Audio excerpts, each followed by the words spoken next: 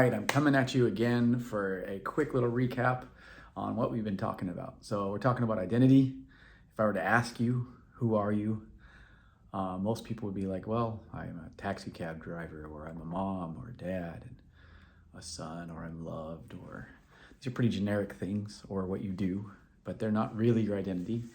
And what is our identity is we hear it right from our Father in heaven. So that's the only way you can get identity.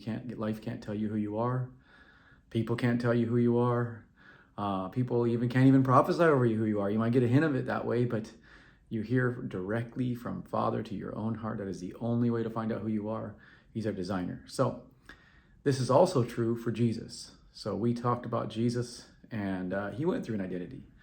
And so you see a space in Jesus's time.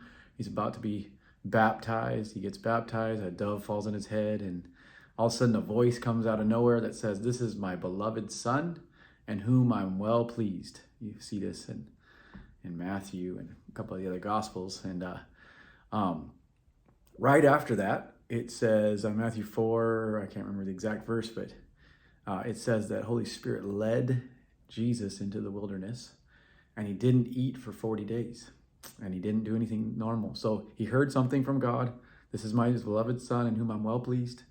And then he was led into the wilderness to be tested, it said. Holy Spirit led him that way. So if you've heard from God who you are, you can guarantee that you're going to be led into a place where you're not eating. Maybe he's not talking. God hasn't talked in a while, 40 days. You haven't heard him, but he did say something. And the very first thing out of Satan's mouth was, if you really are the Son of God, turn this rock into bread and it'll be good for your soul. And Jesus' response was, you should not tempt, or man shall not live by bread alone, but by every word that proceeds from the mouth of God. In other words, my Father told me I'm his beloved Son already. I don't need to prove it to you. And I've been feasting on that for 40 days. I'm not hungry. I'm not desperate to prove anything. I know it's true. I cut out everything in my life. I allowed Holy Spirit to lead me to this place of nothingness. I've cut everything out of my life, and I'm feasting on what he told me. So this is the time we're in right now. If you haven't heard God who you are, that's a good time to figure out who are you? Who does he call you? And are you feasting on what he's telling you? And you don't need to prove it. You don't need any other thing. There's a time right now, a lot of people are not hearing God say much, but they did hear him say something.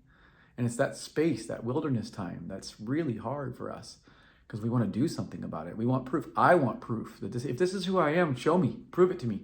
Like, I need to see proof. I need to see some results. I need to see people healed. I need to see all this other stuff. But we're in a time where we're feasting on what he said. We're not seeing a lot of proof yet, but we're going to see it in our lives. And as a matter of fact, when he tells you who you are, you can look back and see how he's been trying to tell you this your whole life. So my encouragement to you is make some space in your life and hear him. If he hasn't told you who you are, ask God, what's my identity and who are you to me? And see what he tells you. If he's told you who you are and it's been quiet for a while, that's good news. You've been in a wilderness. So stop going to your go-tos to be comfortable.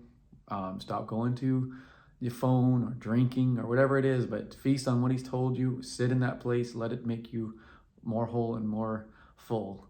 And then let's see what he does next. And there will be temptations. There will be things that try to get you to prove things that are fleshly, that are not life-giving. So feast on what he's telling you. That's our recap for what we've been talking about. Jesus too went through his identity, and he was feasting on the Father.